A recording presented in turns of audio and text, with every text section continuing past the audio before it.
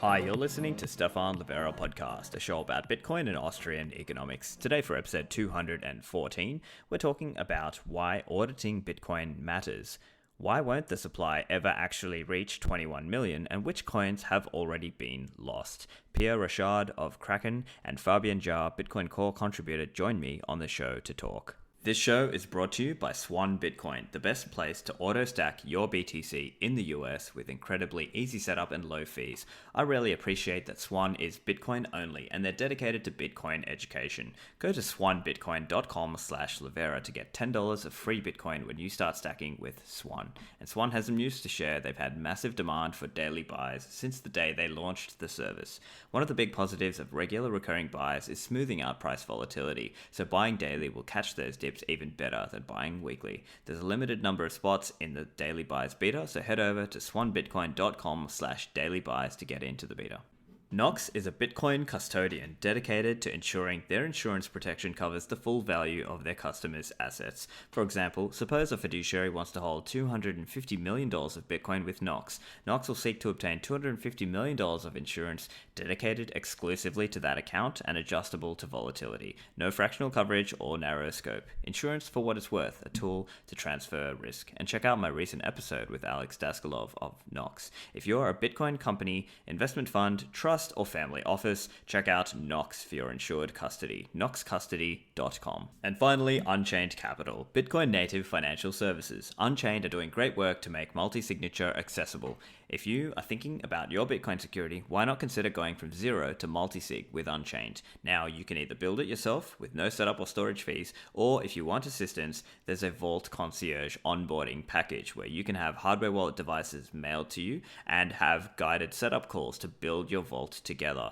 The prices range from $1,500, which includes 2 hardware wallets, to $1,200, which includes $1,000 to go in the vault. Use the code LIVERA for a discount. Also, Unchained have recently launched business accounts, so if you want to use them for your business treasury while still holding your own keys, Unchained is where you should go. Go to Unchained-Capital to find out more. Now on to the interview. Pierre and Fabian, welcome to the show. Hi, Stefan. How are you? Hey, Stefan. Really good to be here. That's great. So, look, Pierre, my listeners are very familiar with you, but Fabian, tell us a little bit about yourself. Well, I've been contributing to Bitcoin Core for about a year now. I've been interested in Bitcoin probably starting around 2015, 2016. I knew about it before, but that's when I really kind of grasped its importance and that's the reason why I got really interested in it. And then that got even more when Lightning came around. That was kind of another trigger for me to really spend a more significant part of my free time on it, and really try to get involved, try to use it in projects, etc. Then the next big step up for me was participating in the Chain Code residency last year. That was really awesome. I learned a lot there, just meeting all the Chain Code people there, collaborating with the other residents. I learned a lot, and I've mostly been trying to just be helpful around Bitcoin development, mostly in Bitcoin Core since then. So today we're going to get a little bit into this whole topic of where are all the Bitcoins. Now, Fabian, I know you've got a very relevant blog post on this. It's called Where Are All the Coins? And Pierre as well, you've been making a lot of noise about this recently. So maybe Pierre, do you want to just start us off? Why is it important to verify these things? Yeah, sure thing. So I've written up a post that kind of summarizes it and has some data points at pierrerochard.com. And basically, the idea is that if you take any kind of economic entity, typically, let's take a business, for example, and you think about what its balance sheet looks like, for all the items on the balance sheet, you're going to be able to prove out exactly where they came from, right? And if you can't do that, then you've got a bad accountant or something. And basically, when you apply that logic to a network like Bitcoin, the Bitcoin network is you don't really actually hold Bitcoin yourself, right? Well, you hold as a private key, and that private key is what's going to allow you to unlock Bitcoin held on the network. And the place that they're held in specifically in Bitcoin is the UTXO set. So that's the set of all the outputs that could possibly be spent at a given block height.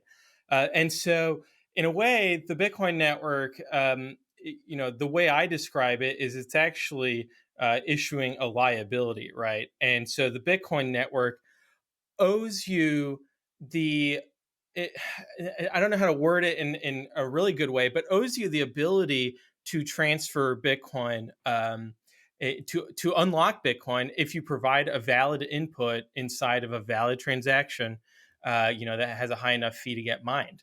And the network basically owes you that, right? And so the way that you would approach it in terms of figuring out, as an auditor, how you would prove this out. First of all, you look at kind of what the expectations are, right? Of, okay, people have this issuance function, right? And the issue. So yeah, I guess I'm going off. I'm already going into it fully, but yeah. So I'll take a breather here, Stefan, so I don't just because I feel like I could filibuster for several hours on this topic. Of course, that's fine. Fabian, let's hear a little bit from you. What was your motivation behind writing that initial "Where are all the coins" blog post? It was really just kind of summarizing what I had learned working on my project. That is the CoinSets index that we're going to get into, I think, in a little bit. So in that project, I was very much having to figure out like how does the body of coins, like what Pierre was just talking about, that is also being called the UTXO set, the unspent transaction outputs that every node in some way keeps for the user in order to validate every transaction. How that actually gets created, like what the rules are that get applied to every block in the blockchain, that either allow an output to be included in the UTXO set or not be included in the UTXO set. And even though I had already gone quite a bit down that rabbit hole, I was still learning quite a bit along that way. And yeah, I felt like just kind of summarizing that, sort of for me, but also for everyone else, because at the time it also felt like pretty hard to find an answer to that question online. Turned out there were some answers for a similar question, but it was just worded in a different way. But I was kind of answering that question for myself, summarizing what I had found there in my research, and it's also a callback to the time when I first started up running a node several years back, because then I vaguely remember that when I spun it up, I was kind of following some tutorial. And it said to run Gettxoutset info, and when you're running Gettxoutset info, as somebody who doesn't know the background of this, there are two things that are usually surprising to you. The first thing is that it takes quite a long time to run, and the second thing is that it will give you an output that says total amount, and that is, if you look at the help, that is supposed to be the total number of coins that are in circulation, and it's a very crooked number. So then, if you already know a little bit about Bitcoin, and you probably do because you're running a node, then you know that the block subsidies have been, the last block subsidy has been 6.25. So there shouldn't be any more crooked number that has anything else that has more than 3 digits after the comma or dot. And so this was very surprising to me. And at the time back then, I was also Googling this and kind of trying to find an answer, and the answer I found was probably HR on Bitcoin Talk, or somebody knowledgeable. But the question was, the answer was pretty shallow. It was kind of like, yeah, there's some coins are lost, and this is fine, basically. And at the time, I was kind of like, okay, I guess this is somebody who knows what's going on. So I kind of accepted it and moved on. And then now, several years later, when I really dug into it and really understood fully how this number really is calculated, I was kind of delighted that I just wanted to put it into writing. And if you look at my blog, I don't write a lot. There's really a lot of things have to happen that I sit down and write a long blog post. But yeah, this was the reason that got me to do it. Excellent. So I think one point that I'd love to touch on before we dive into further detail around exactly what you were doing, I think perhaps it's a mindset thing. Now, Pierre, I know in the past you were an auditor, and funnily enough, I was also an auditor in a past life, let's say. And I'd love to hear a little bit from you, Pierre, on what are some of the things that are in an auditor's mindset. Why should we try and approach things from that mindset rather than simply trusting? Yeah, so I think that it really is about decentralization. So the moment that we have to trust, a third party, that introduces a vulnerability, in my mind, into the Bitcoin system, and into its immutability. So that what Fabian just described of the transaction, the Utxoset not adding up to a round number that we would expect given the current halving, that in the audit world, that would be something that they would flag, right, as something that would be that needs to be looked into. So why does that matter? I think, to me, the real reason why this matters, even if what we're talking about is deflation, right? So first of all, you could argue it's always in our favor, right, if it's deflation. But I think that the knowing the exact numbers and where they come from gives us the knowledge that there isn't a deflation bug, that there isn't outputs that unexpectedly are unspendable. And now they might be unspendable because that person lost their private key. We have no way of knowing that, right? The only thing we can know is what is unspendable from the network's point of view. And part of that is judgment on the behalf of the developers, right? That and then it's kind of just like known deflation bugs that we can't fix and won't fix.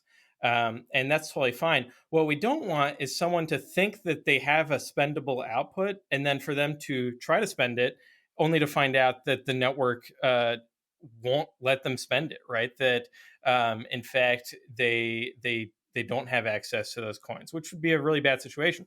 And so a deflation bug would be bad. The other thing that we want to look for, so basically what we're trying to reconcile, right, is issuance to balances, right, to user balances. In Bitcoin, there's not really any concept of what the user is, right? It's just an abstraction. But just looking at the total current Utxoset, and figuring out exactly where those differences are coming from, and also recalculating it at every block height. Because what you might have in accounting is where you have maybe a deflation bug that reverses itself in a later block. So you would want to look for that as well. And really, the only reason that we're moving the goalpost, right, from just counting up Bitcoin supply is that we're finding anomalies, we're finding differences, and we have to reconcile those differences. We can't just decide, okay, well, it's just going to be a black box of, we don't, as long as this number is less than total expected issuance, then we're okay. That's not really a satisfactory answer from an audit perspective, right? And really it comes down to, this approach of risk-based auditing, where you kind of look at where are the risks in the system, and looking into this. And we had a near miss, or an unexploited inflation bug. There's probably different ways of describing it, but that was fairly recent in Bitcoin. And so I think it reinforces the value of doing this exercise. And then we can get into what's going on in Ethereum world. But yeah, I'll stop it here. And really, so this is when I asked on Twitter, has someone done this for Bitcoin?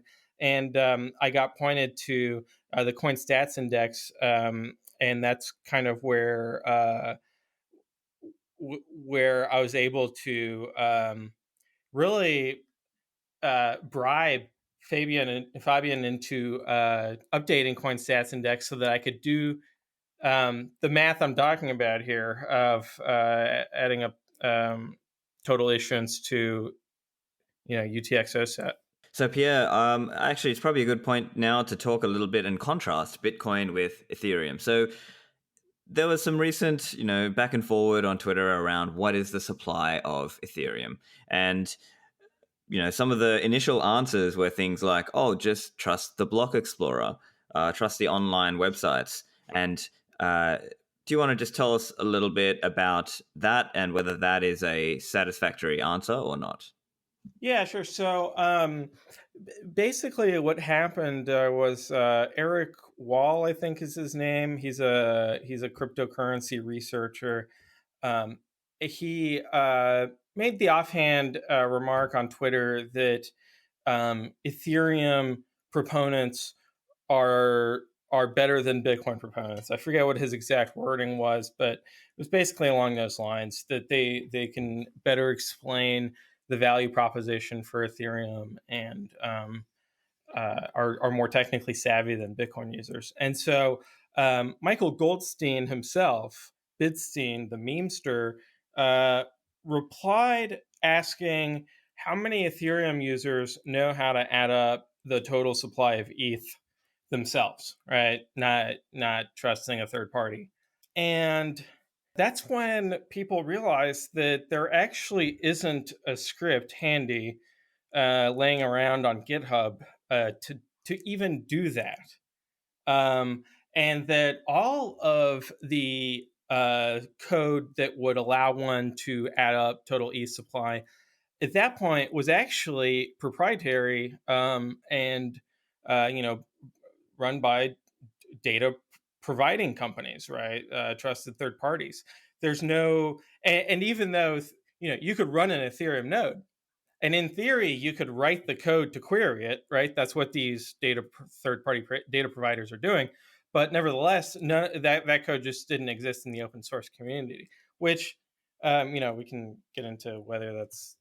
But anyway, so when this became apparent, because of Michael Goldstein's question that this open source script didn't exist, in the audit world, that would mean that there's a very high risk, right? There's a very high audit risk, because if a client tells you that they don't have the spreadsheet that does the reconciliation, then the numbers haven't even been checked once, right? If there's no trial balance that you could point at, and anyway, so that was a huge audit red flag, that they just didn't even have a supply script. Someone cobbled one together within a couple of days, and then someone else cobbled another one together. They didn't agree. They didn't agree with the block explorers, the proprietary websites either. And they weren't off by huge amounts, right? But nevertheless, as an accountant, you would expect that recalculating ledger balances at a specific block height would give you the same result. And so that wasn't happening, and so they started a project to try to reconcile it. And what they're able to do at this point finally is able to reconcile issuance. So in Bitcoin, that's kind of adding up all the Coinbase transactions, all the Coinbase outputs. It gives you historically, the cumulative total issuance creation of Bitcoin. And so they were able to finally get that part of it together. But now getting account balances, that's pretty easy in Bitcoin. Now, we said that getting the summing up the UTXO-set, it can take minutes on hardware, on OK hardware. That's an intensive thing for Bitcoin. Now, that I think the current UTXO-set is in like a few gigabytes or something like that. It's 4 gigabytes, I think. Yeah. So it is, that's a tractable amount of data, but it is a very large amount of data, and you're just iterating over it and summing it up. In Ethereum, it's actually a lot more data than that because they don't have an output. They don't have an output model. They have what they call an account balance model, and so adding up all those account balances is actually much more computationally demanding than it is in Bitcoin. And so they're able to do that at the block tip, but they can't do it. They don't have a coin stats index in Ethereum. And, while they could, in theory, create one, right? There's nothing, impossible about it. Computationally, I think that that's what is prohibitive for them, and that you would have to have a fairly powerful, server to be able, with terabytes of SSD or even RAM and very powerful CPUs to be able to do that in a timely manner. Now, obviously, somebody's doing it because these proprietary data websites are doing it. But in terms of for a normal person, it's really cost prohibitive to do that. And so generally, I think that Ethereum users are going to have to trust third parties with regards to Ethereum supply and their confidence in it. Fabian, anything to add there in terms of contrasting Ethereum supply versus Bitcoin supply? Yeah, I mean, there's not really that much that I can say to that because I still have so much to learn in terms of Bitcoin Core, and so I kind of block out a lot of the noise about altcoins and Ethereum, and so my Twitter feed is curated well enough that usually I don't even see that kind of stuff, but this ETH supply thing was something that made it to my feed, and it actually was something that I noticed and that actually raised my eyebrows because it's just amazing that this is even possible in Ethereum, that people don't know this, that people don't have the script when it's like one of the most fundamental things of Bitcoin that I can think of. And so that was just just amazing to me, and just giving me a confirmation that I'm kind of on the right path to just focus on Bitcoin, sort of. But that was kind of sort of it. And I also, of course, had the thought that this is kind of funny because I had already been working on the CoinStats index for several months at that point. That's why I also had this strong feeling about it, because I had been working on this very thing in Bitcoin. It was already existent in Bitcoin, of course, but I was putting a lot more work into basically usability and efficiency improvement of that very thing that seemingly wasn't even possible in Ethereum. And then I only actually sprung into action when Pierre was then tweeting that he was interested in something similar in Bitcoin that was giving him the supply of Bitcoin in more detail, and that was really just my cue, and I just said, hey, I've been working on this for a long time, mostly just need some more eyes for review. And yeah, that's how we got together.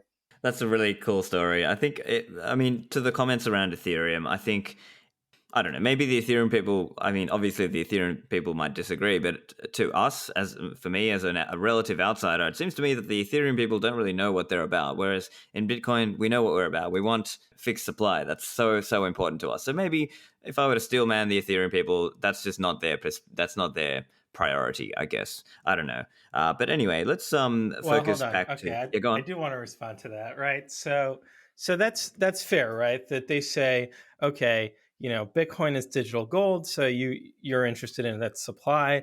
Ethereum is like digital oil. It's the utility value is what you're interested in, and really ultimately, their argument is that the value of your coin is going to be determined by a combination of supply and demand, right? And that you could have something that is not fixed supply, but if it has greater demand because there's greater utility in it, that coin is going to outperform, right? I think that's a core part of their thesis, and I think that where it all falls apart is that they're advertising this as digital ledger technology. And it's incomprehensible to me that you wouldn't be able to add up a ledger, fairly easily to get a reconciliation like we're able to do with Bitcoin. And so, the bounty I paid out to Fabian for the CoinStats index, and I also paid him a bonus bounty because he also wrote a pull request that I was able to use to export that CoinStats index into a CSV file. And if there's any accountants or auditors listening, obviously they know that CSV file is the best thing to get from an audit client, right? And so I loaded that into Python. I recalculated the entire issuance myself in Python, and it came out to the same as the one in C++. Great. And then I lined it up with the data from CoinStats index, and sure enough, there has been zero unexpected deflation and zero unexpected inflation in Bitcoin. And everything is going according to plan.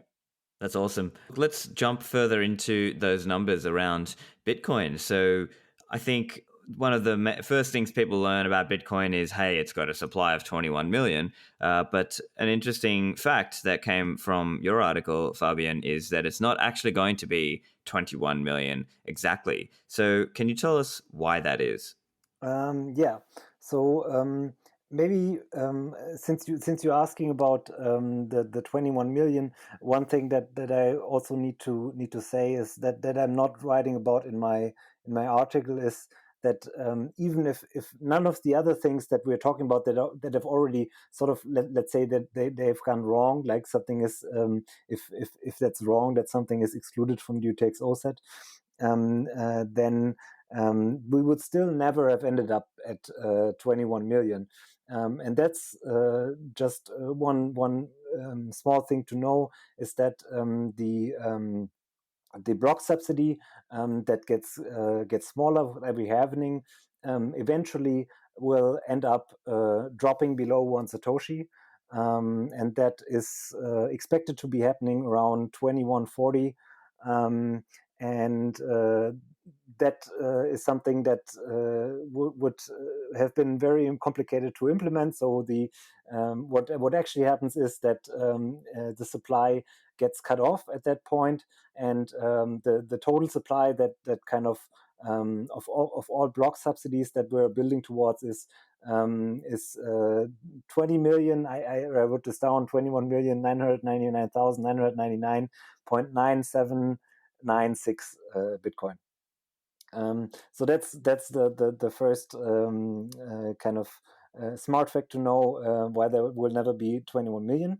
And then there are the coins that have already been excluded from the UTXO set at this point. And this is where my article is kind of getting into. I'm actually never talking about the 21 million in my article. I'm talking about the number that you see when you call Gettxoutset info. And this is that very crooked number that I mentioned before that is probably surprising people if they haven't gotten that far down the rabbit hole yet, and they see that crooked number and they just know what the coin subsidies are, and they expect more a different number basically at this point. So the coins that are missing in my article, I'm categorizing them in different in 4 different categories. And this was just a necessity for me also as I was building the index to identify these from the consensus code and then re-implement them in the index as well, because I'm processing every block and I need to identify which outputs are not included in the UTXO-set, so that the index is coming out to the same data that the UTXO-set is coming out to. And the 4 categories that I ended up with is first the Genesis block. The Genesis block had the block subsidy of 50 Bitcoin, and these 50 Bitcoin are not spendable. The reason for this is there's just just a very simple if statement in the code, and that just checks, okay, if block height is 0, then we just skip adding the coins of that block to the UTXO set. I think I didn't do very deep research into it, but I remember reading that I think nobody really questioned it ever. But just I think nobody really knows why Satoshi did it that way and didn't make it spendable. And I think we will then, if that's right, then we'll probably never get an answer to that. The second category is BIP30. BIP30 was a bug in Bitcoin that was discovered pretty early. This was happening, I think, if I'm not wrong, 2011. I have the you can look into the details also of the block heights in my article. But what was happening was that in the UTXO set, we are saving the outputs by looking at the TXID of the transaction, and then also the index of the output of that transaction. And usually we can trust that this is unique because the TXIDs are unique because they depend on the TXID of the previous output. And so that way the uniqueness is kind of cascading through these chains of transactions. But there's one problem, one type of transaction that we have in the system doesn't have an input, and that's the Coinbase transaction. And the Coinbase transaction, it was not enforced that these are unique. And what this meant was that we had a block with TXID for Coinbase transaction, and then another block occurred that was mined by the same person, by the same miner, and that is the same TXID for the Coinbase, and that meant that it overrode the output in the UTXO set of that was already there.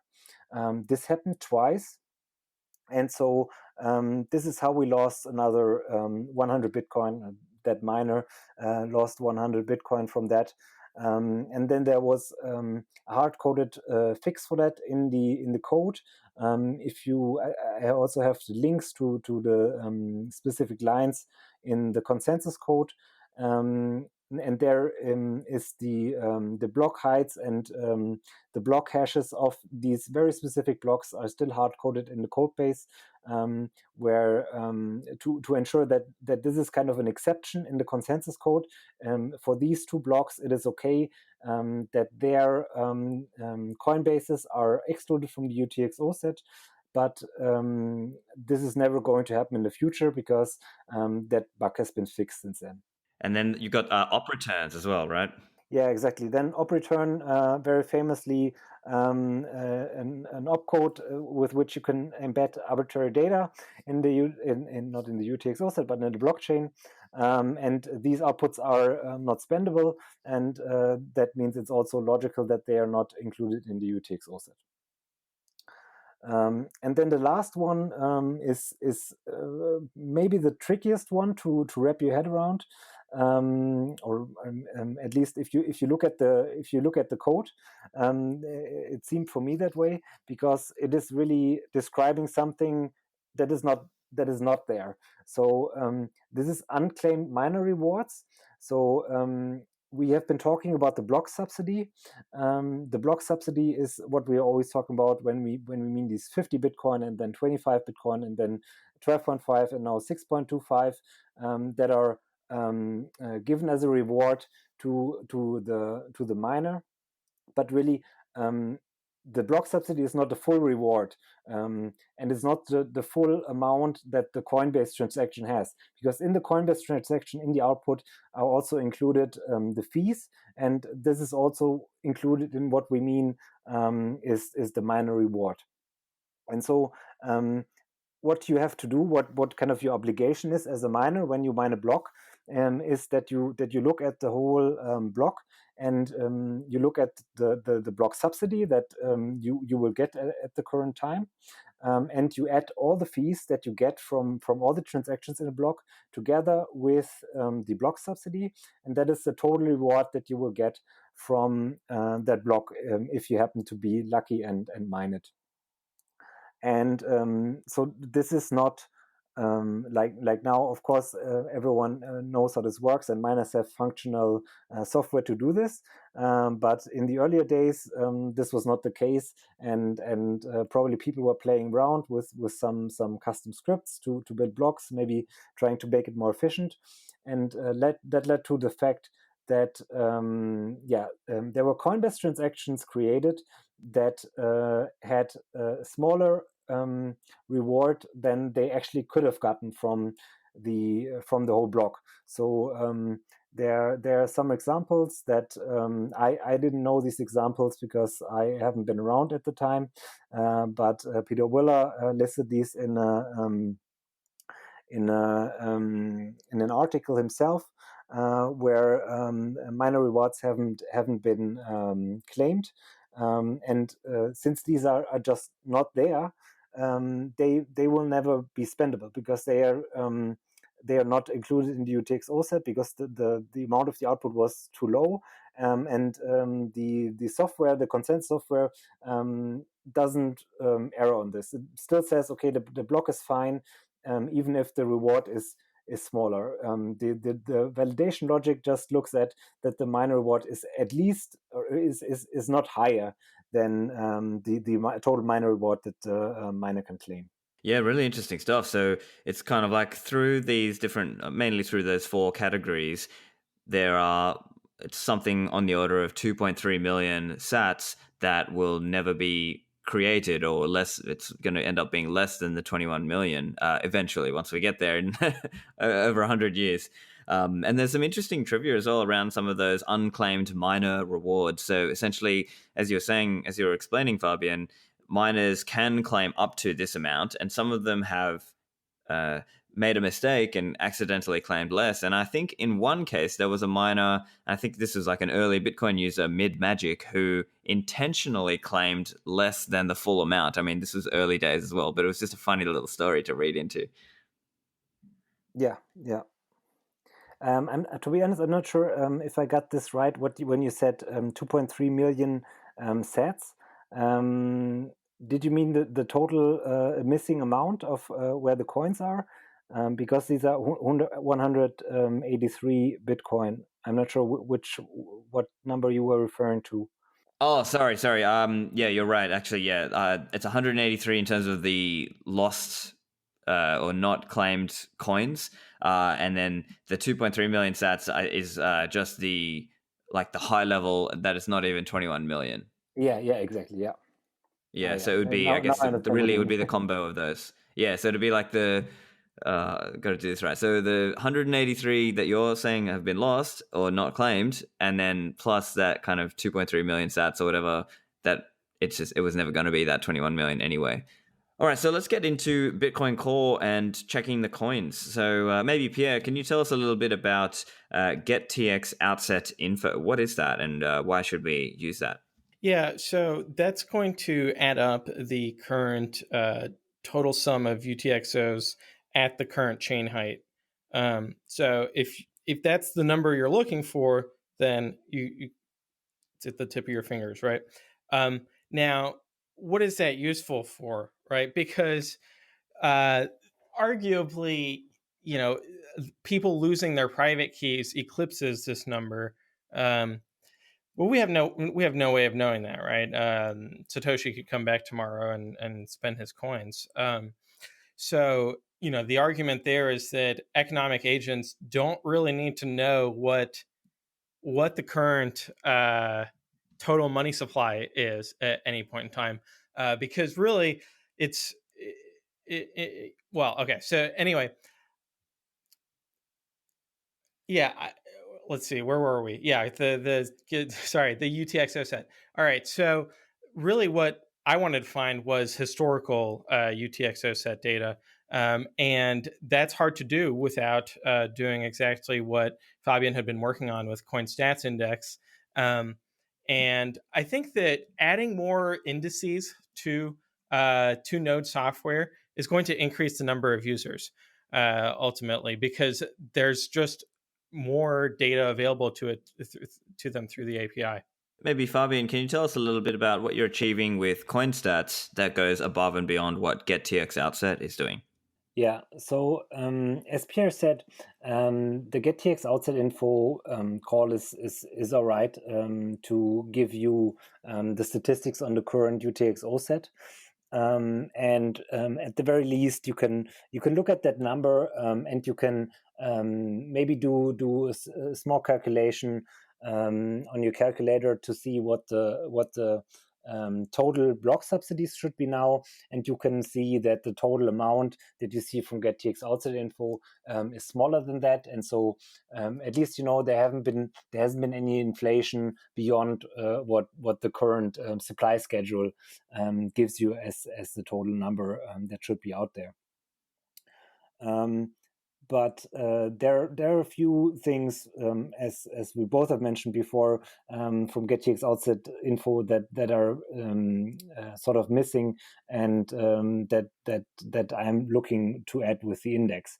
The first thing is that it is quite slow. Depends on your hardware, of course. On a recent laptop with good specs, you will probably be below 2 minutes still. But if you are running a Raspberry Pi 3, which a lot of people do have it running in their home, it's going to be closer to something like 7 or 8 minutes. And that still sounds fine if you want to get a coffee at that time, around that time or something like that. But it's really not great if you want to do a little bit more. And what was kind of an inspiration for going down this path and making these changes was Fork Monitor.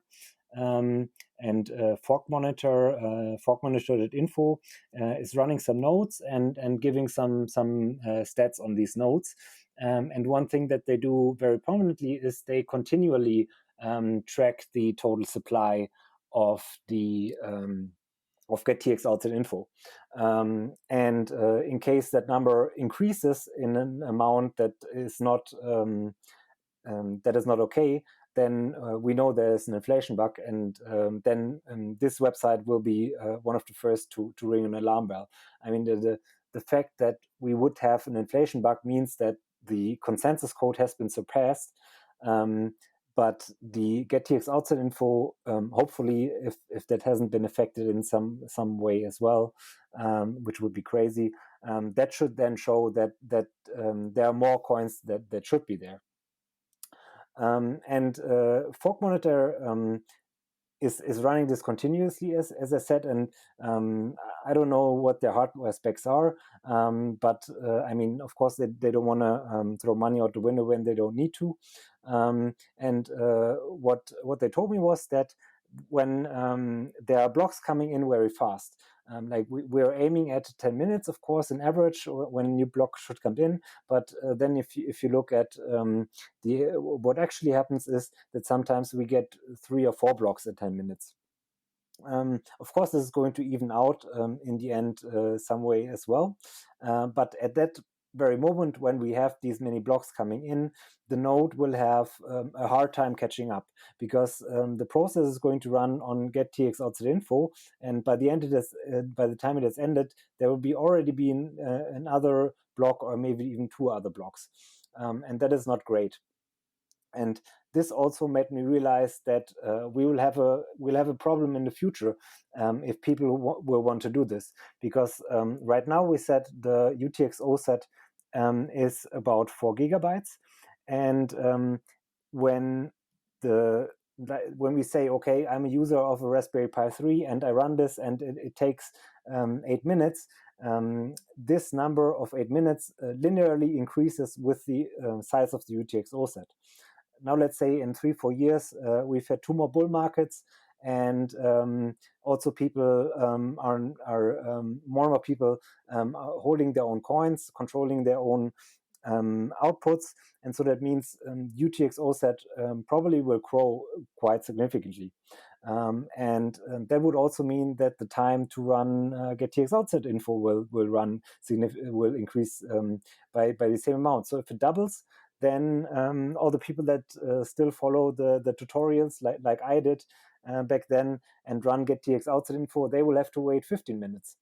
And then we also know they will not be able to run this continual checking of Gettxoutset info and have the total amount anymore, because 15 minutes is longer than 10 minutes, and then this is just not possible anymore. Yeah, fascinating. Yeah. So what? Of course, like this is. I'm not really adding something new to Bitcoin, because the data that I'm using and that I'm presenting is already there. It's already in the blockchain anyway. What I'm essentially doing is a usability and efficiency improvement. So I'm basically pre-calculating the data of Gettxoutset for every block and saving it in an index. So this means you can look at every past block if you're interested in the data before, and this is something that Pierre now has been using. He has been looking at every block and adding up the numbers for every block to ensure that there's never anything been going wrong. And anecdotally, also maybe people want to just check numbers on a certain block height and don't want to use a website for that. Want to look at it in their own node. And then what also happens then when we have these numbers pre-calculated for every block, we don't have to iterate over the whole UTXO-set anymore to calculate the numbers for the next block. When a new block comes in, now we can just look at, okay, how are the numbers changing in that new block, and then add those or subtract those from the numbers that we have already saved for the last block. And that is, of course, much more efficient, much faster than iterating over the whole UTXO-set with every block. And it means we can get the new numbers in less than a second after the new block has been validated.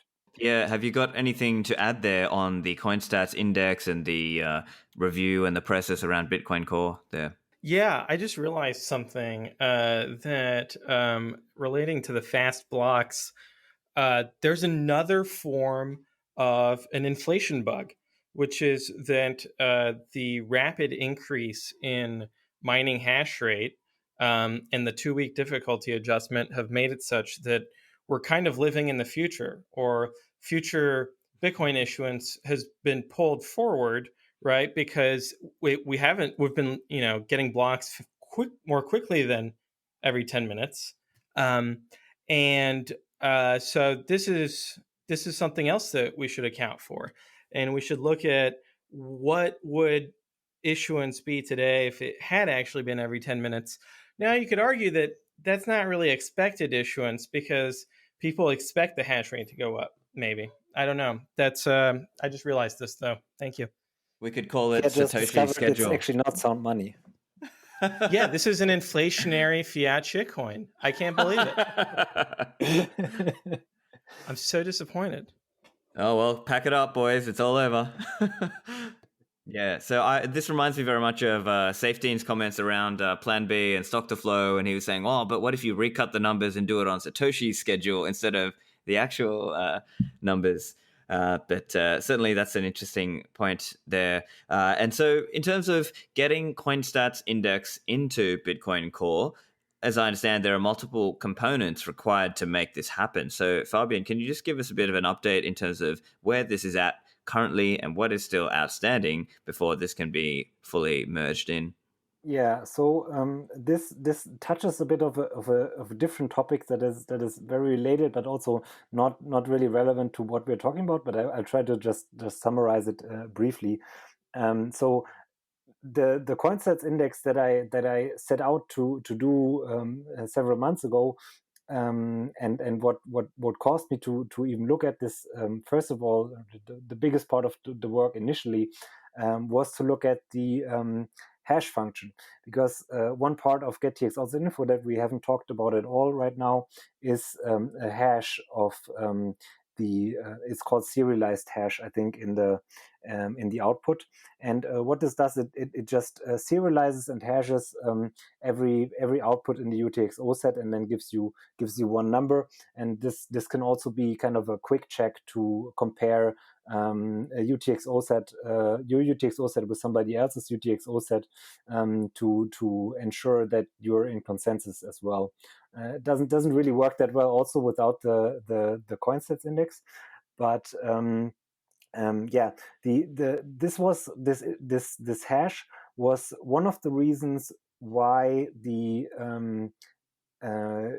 why there was just not any other way to speed up, to optimize the Gettxoutset info call, because this hash function means that you that you cannot efficiently parallelize the calculation of the hash of these UTXOs. So when a new block comes in, and we just have the information of that new block, and we have kind of the hash of the UTXO set that existed before that block, then we cannot reconcile that. This hash has to just be calculated every time the UTXO set is changed. It has to be calculated from scratch. And there was an idea from Peter Willer to introduce a new type of hash, which is cumulative. So this means that we can actually calculate a hash for block height 10,000, and then when block height 10,001 comes in, we can calculate the hash for the outputs of just the transactions in 10,001, and then we just add, or the way this works is actually multiplied, but added to the hash that we already have from the previous height, and this works. And then we have a hash that we can compare, and we can actually then save the intermittent hashes for every height also in the index, and compare these as well. Something that can also be potentially interesting to use for Assume UTXO, upcoming interesting feature by James O'Byrne.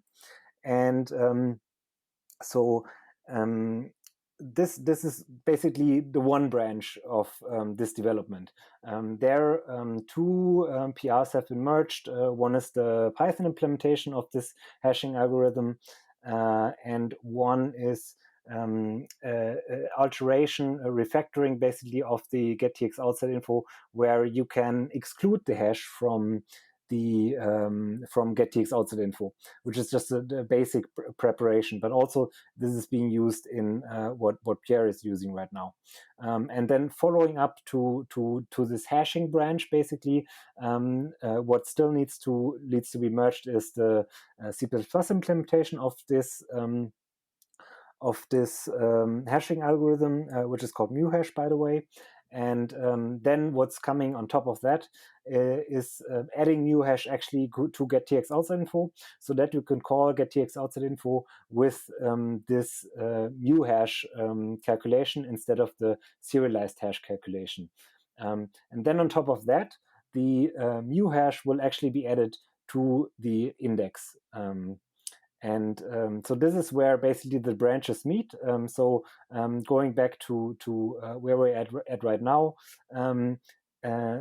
we have the index, the coinsets index that is ignoring the whole hashing stuff, that just has no hash of the Gettxoutset, but just calculates all the other numbers, most notably the total supply of for every block. And that's where in that branch we have now one big outstanding PR that Pierre has been working with, that implements the index. The way this works, if you want to check this out, is you can check out this pull request, and you can build it. You can run the node with -coinstats index.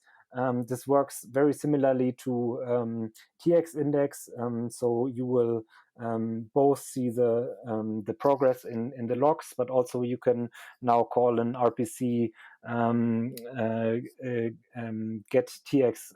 get index info, which is going to show you the progress of the index, and then you can call the Gettxoutset info call with a specification that you don't want an hash. And then this is automatically in the background going to use the index for you. And if you don't provide any specific height parameter or a block hash parameter, it is just going to look at the latest block height. But if you give it a specific parameter, then it will look that up in the index. And then following up to that one is the last one that Pierre has been using the most. And that is the one that looks at the index and exports the whole index as a CSV file.